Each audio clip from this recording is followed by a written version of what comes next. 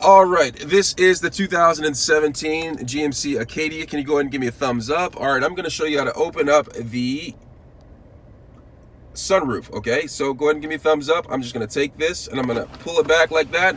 And look at it, slides back on out. Look at that, sliding out, opening up the sunroof. All right, this right here is the tilt feature. If I just wanted it to tilt, but I don't, I'm gonna close it. So I'm gonna press this to close it.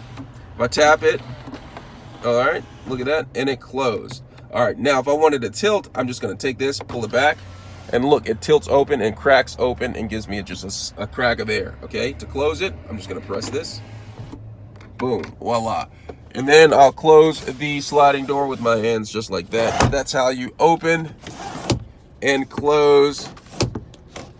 All right, somebody's gonna have to figure out this, but I told you how to open up the glass part. Thanks a lot for watching. Give me a thumbs up. Don't forget to read your owner's manual so you know what you're doing. All right, thanks a lot for watching.